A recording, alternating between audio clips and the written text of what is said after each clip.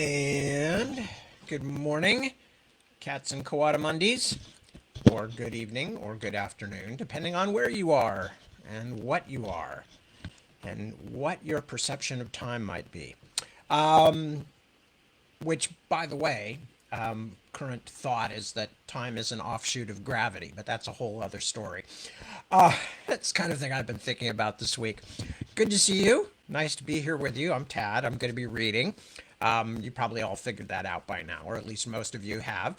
And wherever you may happen to be in Europe, in continental United States, or even the uncontinental United States, whatever that is, and wherever else, the Antipodes, which of course is the other pole, is what that means, or yeah, basically.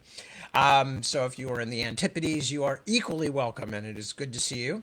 And I think that's about it in terms of greeting people. As usual, I'm a bit stunned. It's been a long, busy week.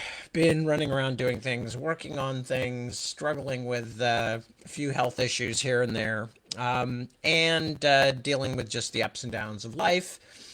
But nothing particularly to report of any interest except just, yeah, continuing to work on the books, specifically continuing to work on the Navigator's Children. And let me think, what else is going on? My wife has left me. That is only for tonight. I'm glad to say she is over visiting our friend, and they are having a gal's sleepover, and have been out doing things and having fun. So, meanwhile, of course, as soon as Deborah left the property, everything completely broke down, and we gave up, and we are living like savages here. It's completely Lord of the Flies. There's a pig head stuck on a sharpened stake in front of the house, and the children have stopped wearing clothes, and we're eating the pets, and it's just gone complete chaos. I told her. I said, this is what's going to happen if you leave. I'm warning you. She just callously went off and left anyway, and all discipline ceased. So that's what's going on. Poor dogs had to spend many hours indoors today because we had somebody working in the yard, which was definitely a necessity, but the dogs were not crazy about it because it meant they couldn't go outside for 4 hours. Walter, the small dog, deals with this by merely giving into the call of nature wherever he happens to be. Johnny, the large dog, thank God, is a much more sophisticated, dignified animal. So all he does is just get to be more and more uncomfortable as the hours go by, because he is a big dog and he's a bit of a guard dog, and so we can't just let him out when someone that he doesn't know is working in the yard. So poor John, he was just, poor thing. He was the dog equivalent of crossing his legs for a long time. I finally had to take him out on a leash. He was so grateful. Anyway, that's the kind of news I have to share, folks. I apologize. I wish it was something more uplifting. As I said, I mean, I actually am thinking deep thoughts. I'm reading about, the newest thoughts about time and its relationship to gravity, and et cetera, et cetera. But what I'm really dealing with is cleaning up after animals. I mean, really, that's kind of the way things are. Always, there's the famous Oscar Wilde quote: "All of us are in the gutter, but some of us are looking at the stars." That's definitely been my philosophy of life for most of my adulthood. I having been through the child raising years and all this other stuff, I no longer have any illusions about what my life is about. My life is about dealing with whatever chaos is happening around me at any given moment, and trying to occasionally make something artistic out of it, whether that be in the form of writing books or writing a song or whatever, or just in the case of telling it to people in an amusing way, to at least take some personal pain of mine and turn it into an anecdote that others might enjoy. So, what else is there to detail about this past week? Not really a whole lot. Again, we're in this kind of lull. It's sort of the equivalent of like the retail lull that happens between Christmas and Easter. In this case, it's because I really don't have anything to do except to work at the moment, plus just, the normal daily stuff. Obviously because of COVID, we're not doing book tours, and because I'm in the middle of a book, I've now finished up all the other stuff that went with ending a book, which was, very bitty and granular, because you're not just doing edits, you're doing front material and writing acknowledgments and working with the maps and all that stuff. And right now I'm just like in the meat of working on the book, writing new stuff, editing old stuff. And it's, any day it's, just like you just stick a fork into it and that's where you're working that day. And so there's not a whole lot to report. And we're past the birthday season, thank God, for a while, and we're past the holidays also, thank God. And so there's not really a whole lot going on, just working. And then of course there's still the specter of pandemic. And as most of you know, because most of you have been here with me before, we have at least one child in the family who has some particular susceptibility to things like that. So we still are continuing to be quite careful. We're going out masked. Still, we're not going out unless we need to. We're generally staying fairly close to the ground, as it were, just out of sheer precaution, and because while it seems that a lot of the pandemic has died down, there are still variations. We don't necessarily know what all the variations do.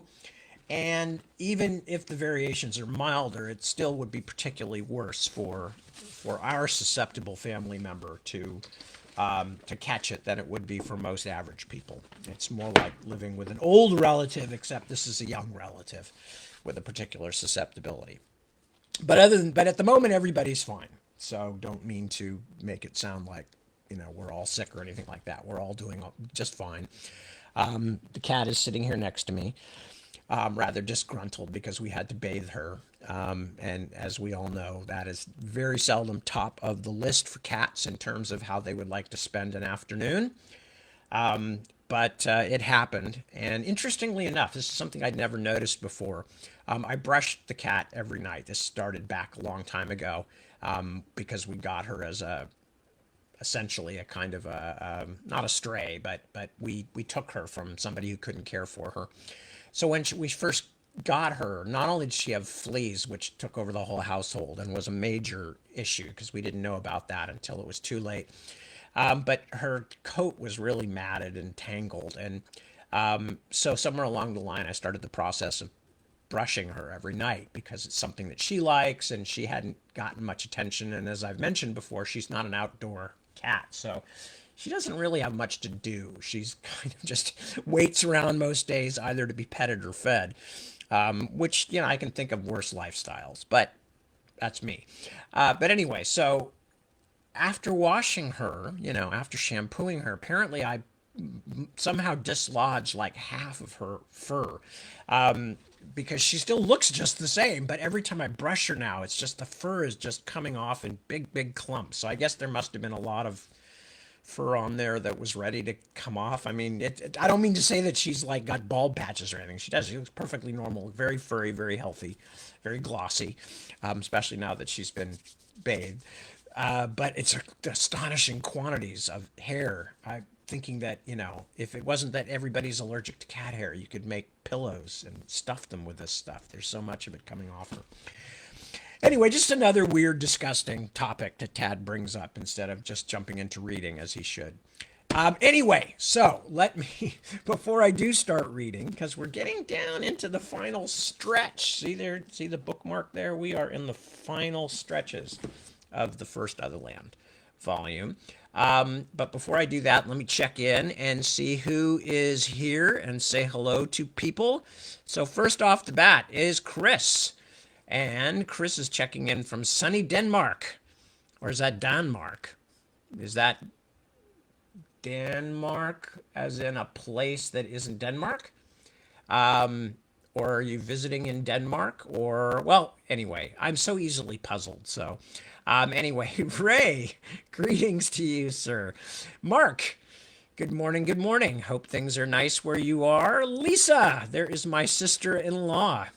Ooh, she has taken claim to my best sister in law. Well, I have one, two, three other sisters in law that I am aware of currently, not counting from previous marriages where I did have one.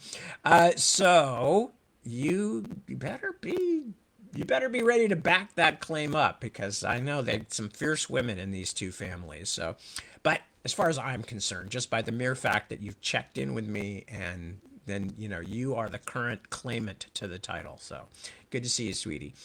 Holger, good morning. Hello, hello.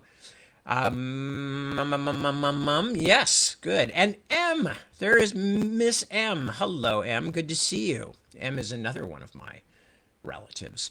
Although the M is my niece's daughter.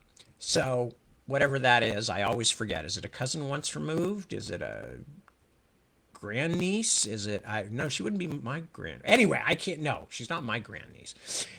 Whatever. Anyway, but hi, Em. Good to see you. Thanks for checking in. Wouter, hello. Good to see you. And also from Iris, we'll give Iris my very best and a parent, or maybe more than one parent, and just left the S off. But anyway, whoever it is, Voucher, please say hello for me, and nice to have them with us. James, hello, hello, good to see you. Ilva, darling, hello, hello.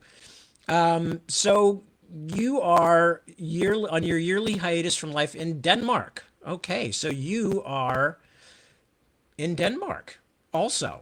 So is that also coincidence that Chris is also in Denmark? Or is Chris not in Denmark and I misunderstood that? Anyway, good to see you. Oh, and Ilva had a Valpurgis party last night. Excellent. Cosplaying Serafina Pacala from the Philip Pullman novel, His Dark Materials. Excellent. Sounds like a good plan. I hope you had a lovely time. Petra, hello, hello. And hello to Christina also. And who else have we got here? James, I already said hello. Antipodeans represent, absolutely. And Holger, yes, I said hello. There's Debbie. Hello, Debbie. That's all right. You can catch up later. I'll still be here either in recorded form or otherwise. Anamika, hello, hello. Good to see you. Lisa, yes, you women definitely do hold it all together. Mahmoud, good morning, good morning.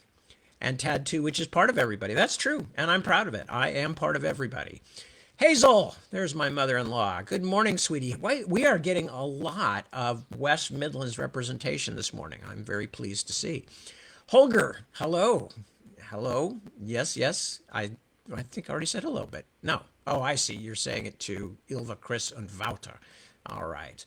And who else have we got here? Everybody's saying hello to everybody else. There's Anthony checking in from Misawa, Japan. Lovely to see you. Have I got everybody? Have I said hello to everybody who's checked in? Everybody's having conversations with each other. I don't even need to be here. It's which I'm not complaining about. Ultimately, maybe I'll just open up this channel every day, at a certain point and just let you all talk to each other. That's kind of what happened to me with the message board. When I got super busy and wound up not being able to get on the message board of tadwilliams.com, just all the people there just took it over and they've been running it for years. Not that I don't miss them, not that I don't wish I had more time to do all my social media stuff, but it's been busy being Tad the last, Jesus, long time now. It's been busy. We had an assistant at one point many years ago, one of our favorite people. And ever since then, ever since we didn't have or we don't have an assistant anymore, it's like all the stuff that I had hoped to be able to kind of just keep on taking care of and answering every single email and every single letter and all that kind of stuff and dispensing advice to beginning writers and all the stuff that I get asked to do all the time. I found that it's like just dealing with being a dad and a house husband. Well, not a house, but I mean, being a husband who lives at and works at home and dealing with and by the way, just because since this came up, Deb and I both agreed a long, long time ago that nobody was going to be the housewife in our relationship, that was not how it was going to work, that no matter what either one of us was doing, we were going to split the work and et cetera, et cetera. And that's how it's always been. So as a result, we're both kind of housewives, or we're both house husbands. Especially now that we have had, once all these young people were like living with us, because we're either trying to get them to do something or going, oh, the hell with it, I'll do it myself. So anyway, but we love them. We love them. I'm not complaining. Okay, so where we were in Otherland City of Golden Shadow. Okay, so Rini and Kabu and Martine have all come through into the Otherland network, and they have just been taken to a seemingly sinister character who has introduced himself as Bolivar Atasco, which is a name that they have been looking for some time. And then we've gone back to Christabel, who is the one who helped Mr. Sellers escape. And we've just seen some of the things that have happened there. And Christabel has woken up after having a conversation over her storybook sunglasses with Mr. Sellers to discover a face looking in her window. And now we are on to another section. So that's what we're doing. We're just about to start another section. The technicians wanted to make notes for the cleanup. Dredd was mildly irritated, since he had last-minute details to attend to, and this was not the most convenient time to be forced out of the observation center, but he approved of their thoroughness. He took a small cigar from the humidor and went out onto the top-floor balcony overlooking the bay. The Benya y Benya technical crew had already broken down his office in the city. Now that the project had moved into the final phase, there was no longer a need for it. And once the operation was complete, there would be no time to go back and tie up loose ends. So the crew had emptied it completely, which included sandblasting the top level off all permanent surfaces, repainting and replacing the carpets. Now, the same men and women were busily examining the beach house, which served as observation center. By the time Dredd and his team were in the water, heading for the target, the cleaning crew, like white-clad scavenger beetles, would be pulling the two-story house to pieces and destroying all clues as to who had inhabited it in these past 3 days. He really didn't mind at all being forced out to the balcony on a fine tropical night, he decided. He had not allowed himself a moment's recreation since the stewardess, and he had been working very, very hard. Still, it was hard to forget business with the target literally in sight.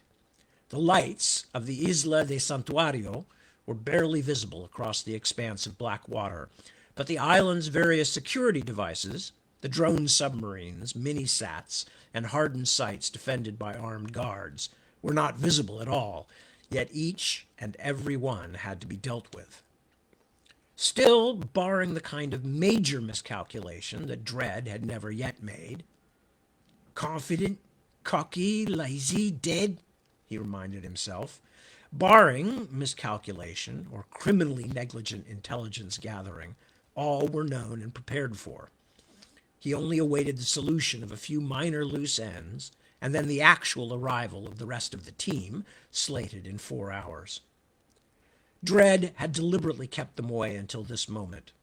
There was nothing the actual site offered that could not be learned and mastered in simulation, and there was no sense doing anything that might alert the target. The cleanup crew were the one group that did not prepare in VR, but their van was parked in plain sight in the driveway, bearing the name of a well-known local carpet retailer, and of course the Benyas had arranged for someone on their own payroll to be answering the phones at the carpet warehouse all week, in case someone on the island should spot the van and do that little extra conscientious bit. So, now, with all the leisurely pleasure of an actual householder enjoying the prospect of handsome new floor coverings, Dredd turned up his internal music, then leaned back in a broadly striped canvas chair, lit his cigar, and put his feet up on the balcony railing. He had smoked barely half the cigar, and was idly watching the island's perimeter spotlights reflecting on the water like amber stars when a much smaller light began to blink at the corner of his vision. Dread cursed silently. The soaring Monteverdi madrigal, his favorite music when he was playing a contemplative scene, descended in volume to a sweet murmur. Antonio Heredia Celestino appeared in an open window superimposed on Dread's vision, his shaved head hovering above the dark Caribbean as if he were treading water. Dread would have preferred that Celestino actually were treading water. Yes. I am sorry to disturb you, Jefe. I hope you have been having a pleasant evening. What do you want, Celestino? The man's attention to meaningless formalities was one of the things that did not set well with Dread. He was a more than competent gear man. The Benyas would not hire technical people who were second-rate, but his plodding humorlessness was annoying in itself, as well as evidence of a lack of imagination. I am having a few doubts about the data tap. The defenses are complicated, and there is a risk that the preliminary work itself may have consequences. What are you talking about?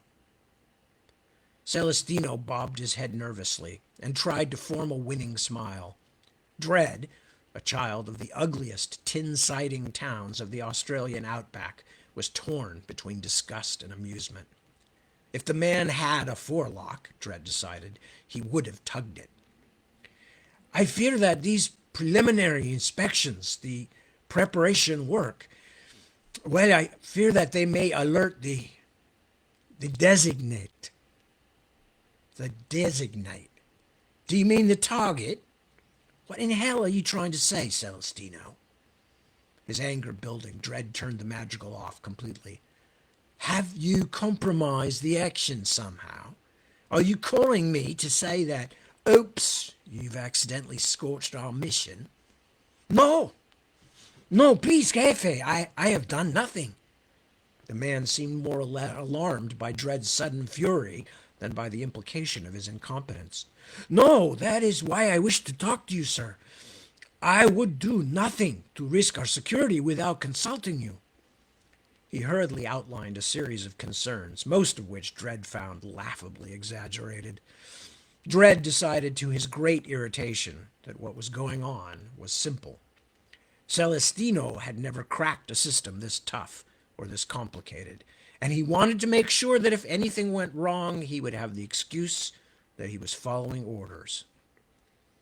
The idiot seems to think that just because he's in an apartment a few miles away from the exercise, he'd live through the failure of this action. He obviously doesn't know the old man. So what are you saying, Celestino? I've been listening for a long time, and I haven't heard anything new. I wished only to suggest... He obviously found this too forward. I wondered if you had considered a narrow-definition data bomb. We could introduce a hunter-killer into the system and immobilize their entire household net. If we properly code our own... Stop. Dread closed his eyes, struggling to remain calm. Maddeningly, Celestino's pinch-faced image still haunted the blackness behind his eyelids. Remind me, didn't you spend time in the military? B.I.M., said Celestino with a touch of pride. Brigada de Institutos Militares, 4 years. Of course. Do you know when this operation begins? Do you know anything? We are less than 18 hours away, and you come to me with this kind of shit. Data bomb. Of course you were in the military. If you're not sure about something, blow it up. He scowled horribly, forgetting for a moment that Celestino, for security's sake, was only seeing a low-grade and largely expressionless Dread Sim. You miserable little poofter. What do you think we're going in for? Just to kill someone? If you had been a foot soldier or a door opener or even the goddamn janitor, You might have an excuse for thinking that, but you are the Christ save us gear man. We are going to freeze and strip the entire system and any remote attachments. Data bomb. What if the thing's programmed to dump everything under assault? But surely, The sweat on the hacker's brow was clearly visible. listen carefully. If we lose one particle of that data, anything, I am going to personally rip your heart out of your body and show it to you. Understand? Celestino nodded, swallowing hard. Dread cut the connection, then began to search through his files for music that might salvage his good mood. That man has a crack in him a mile wide. The shapeless sim that was the Benya on the left leaned forward slightly.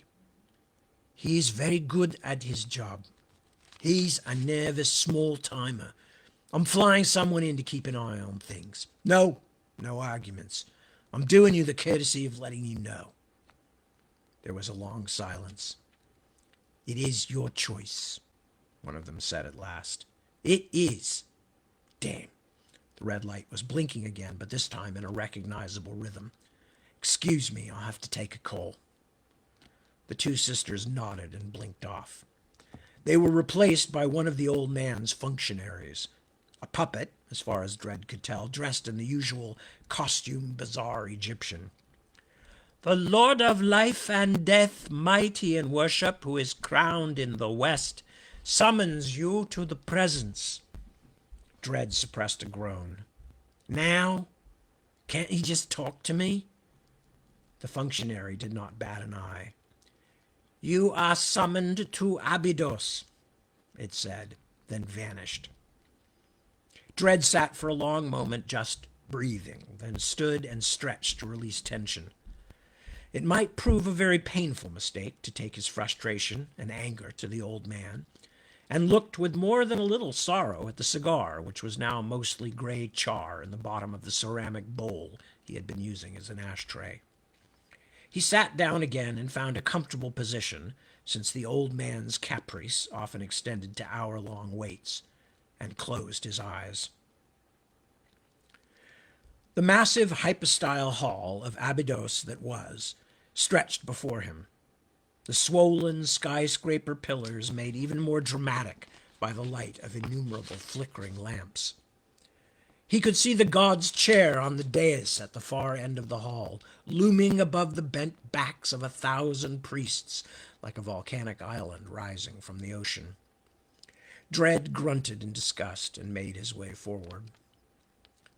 Even though he could not actually feel the jackal ears above his head, or see the cur's muzzle he wore, even though the priests kept their faces to the floor as they made way for him, and not a single one even stole a glance at him, he felt angry and humiliated. The action would begin in mere hours, but would the old man cut through some of his ridiculous ceremony and make things a little easier? Of course he wouldn't. Dredd was his dog, summoned to hear his master's voice, and would never be allowed to forget it. As he reached the front of the hall and lowered himself to all fours in front of the throne, he harbored a brief but satisfying fantasy of putting a match to the old bastard's mummy wrappings. Arise, my servant. Dredd stood. Even had he been standing on the dais, he would have been dwarfed by the figure of his employer. Always has to remind me who's on top. Tell me of the Sky God Project. Dredd took a breath, suppressing his fury, and delivered a status report on the final preparations. Osiris, the Lord of Life and Death, listened with apparent interest, but although his corpse-like face was as immobile as ever, Dredd thought the old man seemed vaguely distracted. His bandaged fingers moved ever so slightly on the arms of his throne, and once he asked Dredd to repeat something that should have been perfectly comprehensible the first time. The responsibility for this idiot programmer is yours, Osiris pronounced when told about Celestino's call. Take steps to make sure this is not a weak link in our chain. Dread bristled at the assumption that he had to be told. With effort, he managed to keep his voice even. A professional with whom I already worked is on her way down. She will watch over Celestino. Osiris waved his hand as though this were all perfectly obvious. This must not fail. I have placed great trust in you despite your many lapses of behavior. This must not fail. Despite his own simmering unhappiness, Dread was intrigued. The old man appeared to be worried. If not about this, then about something else. When have I ever failed you, grandfather? Don't call me that. Osiris lifted his arms from the throne and crossed them over his chest. I have told you before, I will not allow it from a mere servant. Dread barely restrained a hiss of rage. No. Let the old bastard say what he wished. There was a longer game. The old man himself had taught him to play it, and this might be the first crack in his master's defenses. I apologize, O Lord. All will be done as you say. He lowered his great black head, bumping his muzzle gently against the stone flags. Have I done something new to make you angry? He wondered briefly if the stewardess... No, her body couldn't even have been found yet, and for once he had refrained from leaving his signature, art shackled by necessity. The god of Upper and Lower Egypt tilted his head down. For a moment, Dread thought he could see the fierce intelligence glinting in the depths of the old man's eyes. No, he said at last, you have done nothing. I am overquick in my anger, perhaps. I am very busy, and much of the business is unpleasant. I'm afraid I probably would not understand your problems, my lord. Just managing a project like the one you've given me takes everything I've got. I can't imagine the complexity of what you must deal with. Osiris sat back in his great throne, staring out across the hall. No, you cannot. At this very moment, my enemies are assembling in my council chamber. I must confront them. There is a plot against me, and I do not yet... He trailed off, then twitched his huge head and leaned forward. Has anyone approached you? Have you been asked about me, offered anything for information or assistance? I promise you, as terrible as my anger will be at anyone who betrays me, my generosity to my faithful servants is even greater. Dread sat in silence for a long second, afraid to speak too swiftly. The old devil had never talked this openly before, never shown worry or vulnerability in front of him. He wished there was some way he could record the moment for later study, but instead he must commit every word and gesture to his own frail human memory. No one has approached me, Lord. I promise I would have told you immediately. But if there is something I can do to help you, information you need gathered, allies you are not sure of that you want, allies that you are not sure of that you want to... No. Osiris waved his flail impatiently, silencing his servant. I will deal with it, as I always have. You will do your part by making sure that the Sky God project goes as planned. Of course, Lord. Go. I will speak to you again before the action is launched. Find someone to keep a close eye on that programmer. Yes, Lord. The god waved his crook, and Dread was expelled from the system. He remained in the chair for a long time, ignoring 3 different incoming calls, while he thought about what he had just seen and heard. At last he stood up. Downstairs, the cleaning team had finished their prep and were climbing into their van. Fred flicked the cigar end off the balcony into the dark water, then went back into the house.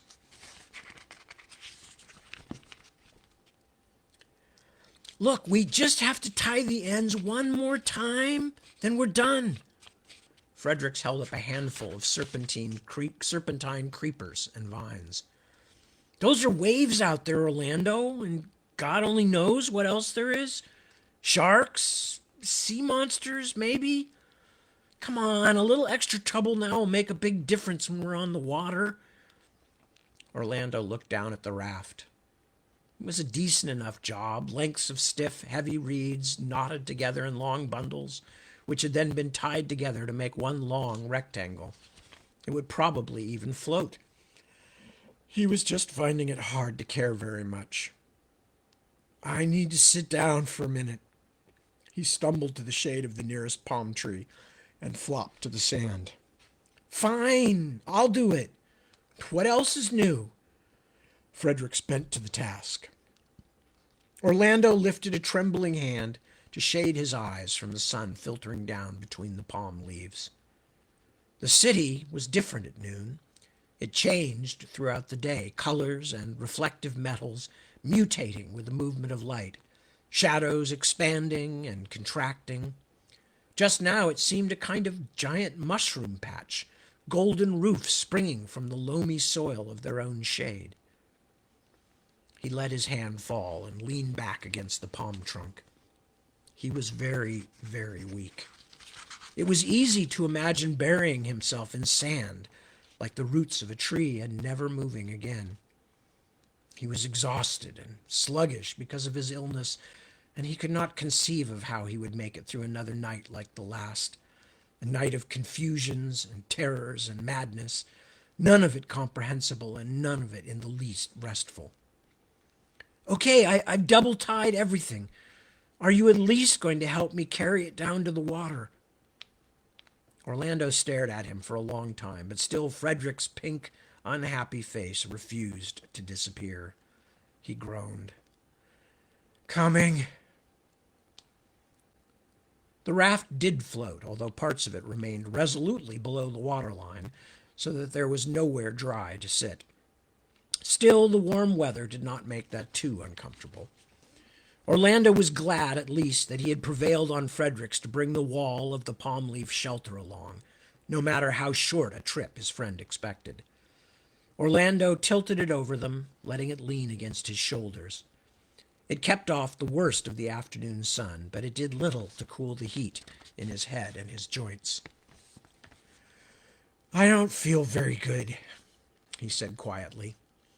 I told you I've got pneumonia. It was about the only conversation he had to offer, but even he was growing tired of it. Frederick, splashing obdurately with a makeshift paddle, did not reply. Astonishingly, to Orlando anyway, they were actually making a kind of slow progress toward the city.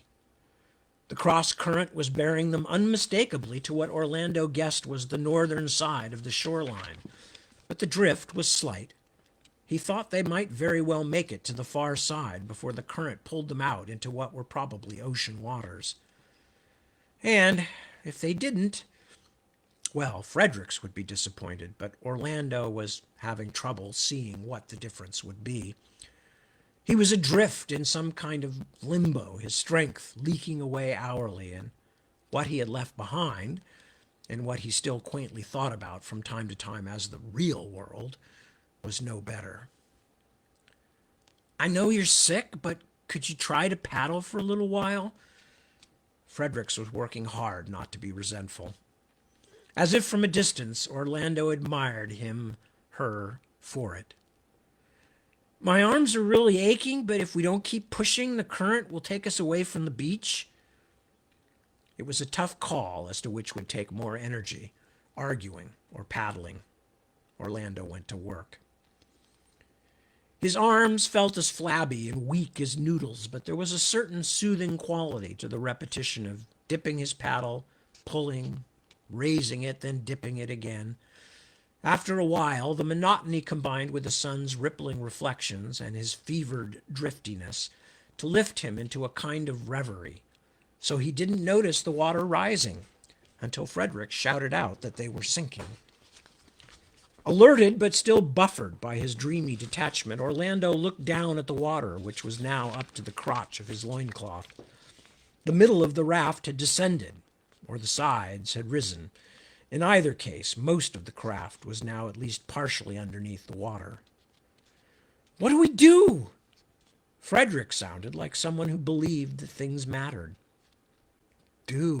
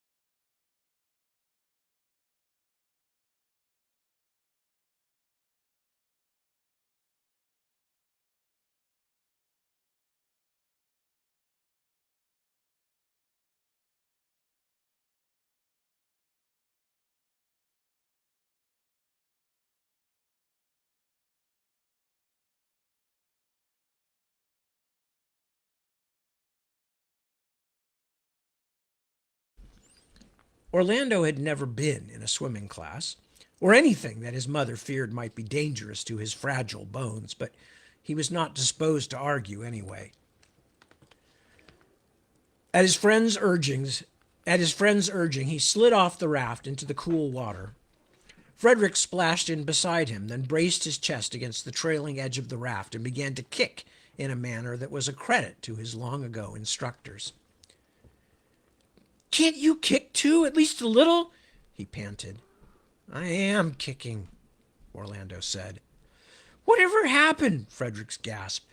To all that Thargor monster ass kicking muscle. Come on. I'm sorry, I'm just pausing because I just got a message about a problem with the stream. Some of my streams are having. What does that mean? Some of my streams. As far as I know, I've only got one stream.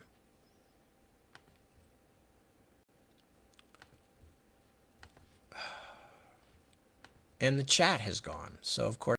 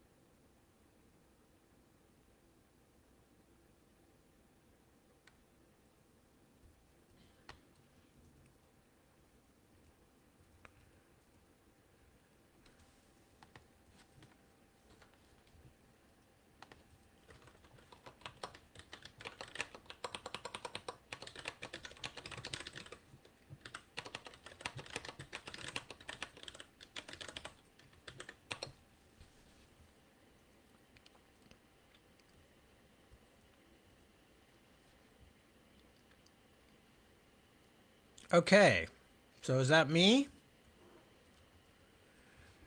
All right. I have no idea what that was about. I think just we just lost the connection here somehow. Anyway, I'm just going to continue reading, assuming that we are still connected properly and that people can still hear me. Sorry about that. I have no idea what happened, where that happened. I think it was maybe just a glitch in the connection, because for a minute, the Wi-Fi connection, because I couldn't get my Facebook page either. Kat, what are you complaining about? I'm the one who's been having to mess around with all of this stuff.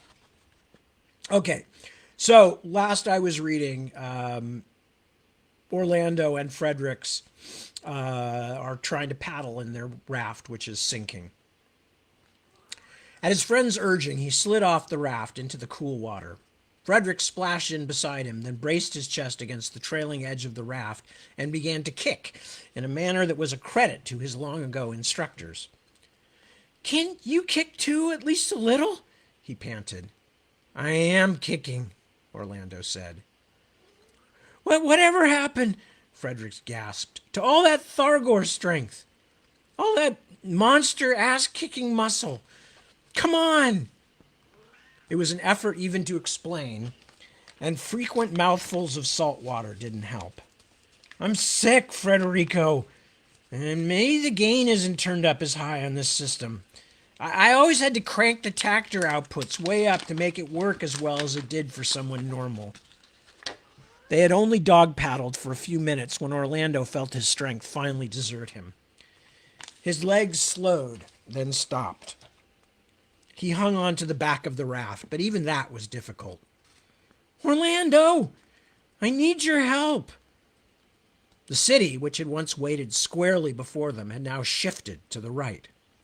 The blue water between the raft and the beach, however, had not narrowed noticeably. They were drifting out to sea, Orlando realized, as he himself was drifting. They would get farther and farther from land until eventually the city would disappear entirely. "But that's not fair." The thought seemed to come in slow bumps like the waves. "Fredericks wants to live. He wants to play soccer and do things. Wants to be a real boy, just like Pinocchio. I'm just holding him back. I'm the Donkey Island kid." "Orlando? No, not fair. He has to paddle hard enough to pull my weight, too. Not fair." He let go and slid under the water. It was surprisingly easy.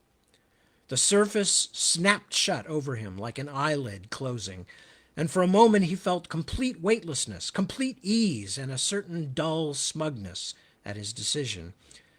Then something seized his hair, jerking him into fiery pain and a throatful of seawater.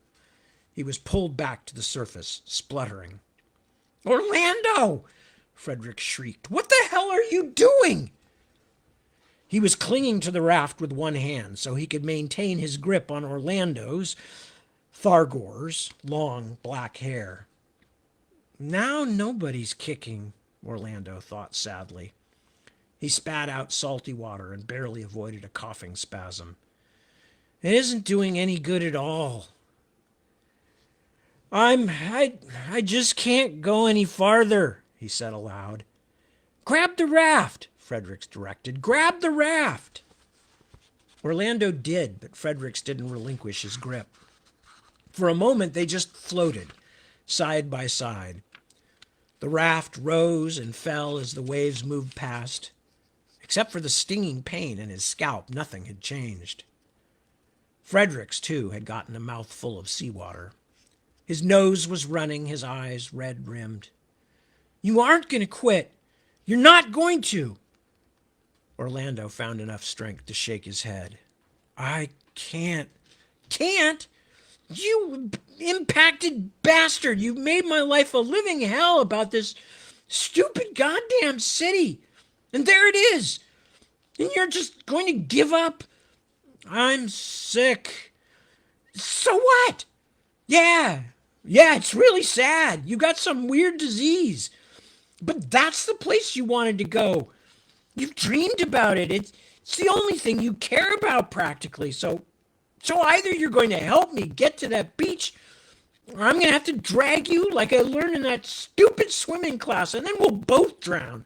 500 yards away from your goddamn city. You goddamn coward. Fredericks was breathing so hard he could barely finish his sentence. He clung to the bobbing raft, neck deep in the water, and glared. Orlando was faintly amused that anyone could muster so much emotion about such a pointless thing as the difference between going on and going down, but he also felt a slight irritation that Fredericks should be calling him a coward. You want me to help you? Is that what you're saying? No, I want you to do what was so important that you got me into this impacted fin mess in the first place. Again, it had become easier to paddle than to argue. Also, Fredericks was still gripping his hair, and Orlando's head was bent at an uncomfortable angle. Okay, just let go. No tricks? Orlando wearily shook his head. You try to do a guy a favor. They edged forward until their chests were back on the raft and began kicking again. The sun was very low in the sky, and a cool wind was making the tips of the waves froth when they made it past the first breakwater and out of the cross current. After a short celebratory rest, Fredericks let Orlando climb up onto the bowed raft and paddle with his hands, while Fredericks continued his outboard motor impersonation. By the time they reached the second breakwater, they were no longer alone, but merely the smallest of the waterway's travelers. Other boats, some clearly equipped with engines, others with full-bellied sails, were beginning to make their way back from a day's work. The wakes of their passing made the raft rock alarmingly. Orlando climbed back into the water. Above them and around them, the city was beginning to turn on its lights. They were debating whether or not to try to single one of the passing boats when Orlando began to feel another wash of fever pass over him. We can't try to take this raft all the way in, Fredericks was arguing. Some big ship will come through here and they won't even see us in the dark. I think all the big ships come in the other side, Orlando said. He was finding it hard to get enough breath to speak. Look. On the far side of the harbor maze, beyond several jetties, two large vessels, one of them a tanker of some sort, were being hauled into the port by tugboats. Nearer, vastly smaller than the tanker, but still fairly large and impressive, was a barge. Despite his exhaustion, Orlando couldn't help staring at it. The barge, covered in painted carvings and with something that looked like a sun with an eye in it, painted on the bow, seemed to belong to a different age than the harbor's other ships. It had a single tall mast and a flat, square sail. Lanterns hung in the riggings and at the bow. As Orlando stared at this strange apparition, the world seemed to pass into some greater shadow. The lanterns flared into blurry star shapes. He had a moment to wonder how twilight had become dark midnight so suddenly, and to feel sad that the city's residents had doused all their lights. Then he felt the water slide up and over him again. This time Orlando barely felt it when Fredericks pulled him out. The fever had gripped him again, and he was so exhausted they could not imagine it ever letting go. A distant foghorn had become a smear of sound that rang in his ears, fading but never completely stopping. Fredericks was saying something urgent, but Orlando could not make sense of it. Then a light as bright as anything Orlando could imagine replaced the darkness with a whiteness far more painful and terrible. The spotlight belonged to a small boat. The small boat belonged to the harbor police of the great city. They were not cruel, but they were briskly uninterested in what Fredericks had to say.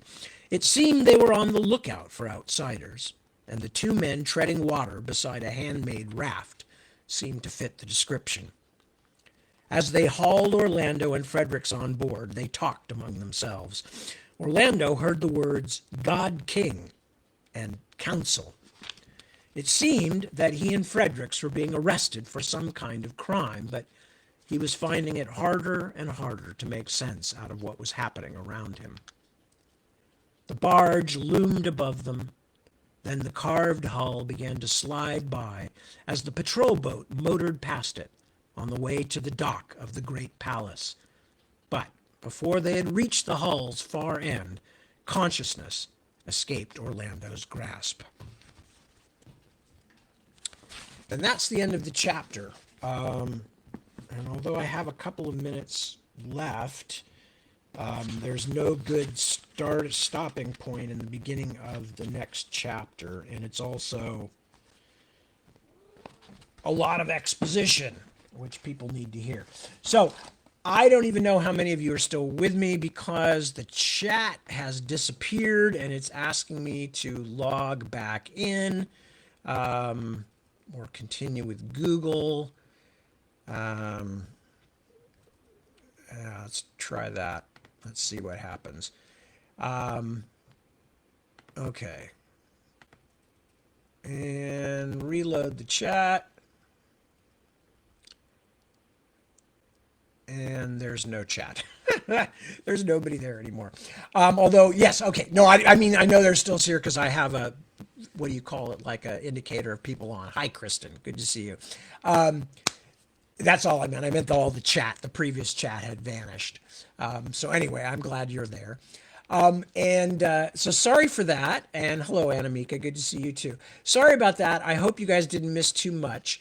I think that probably was just a glitch in the connection to our Wi-Fi. That's what I'm supposing. Anyway, as to whether there are problems with my computers, I was talking about last week, I actually have now finally replaced my laptop, although I didn't have time to set it all up for tonight. But by next week, I should have that set up. I can't really do much if my carrier doesn't take good care of the connection. But in terms of other things, scratchiness and stuff and blah, blah, blah, that may be taken care of with a new computer with better innards. We will see. It's an ongoing experiment. One never knows. But anyway, I thank you for bearing with me. I apologize for the occasional mess ups. It's always embarrassing because I actually have at least a small background in tech. So it's not like I'm totally incompetent, but it just happens. You juggle in enough stuff and things go wrong. But I'm very pleased that you are all such kind and patient viewers. I don't know, friends. Let's just leave it at that. And I will say that I will be back next week, same time, doing the 1 o'clock, doing the 1 a.m. first, but I'll be back first tomorrow at 7 when I will start the next chapter. And we begin to get into the meat and bone of what is going on. Although, again, many of you probably read the story already. Anyway, thank you for bearing with me. Thank you for not bailing out. I'm glad we got it back on again and we're able to finish that chapter. For those of you who will be around tomorrow, I will see you at 7 p.m. Pacific Daylight Time here. For those of you who will not, I wish you a very lovely rest of your Sunday. And I will see you next week at the same time when hopefully things will work more smoothly. And that's about it. So take good care of yourselves. Take good care of your friends and loved ones. Help those around you. I will see you very soon, and I will miss you until I see you again. So peace, be good, enjoy. Ciao.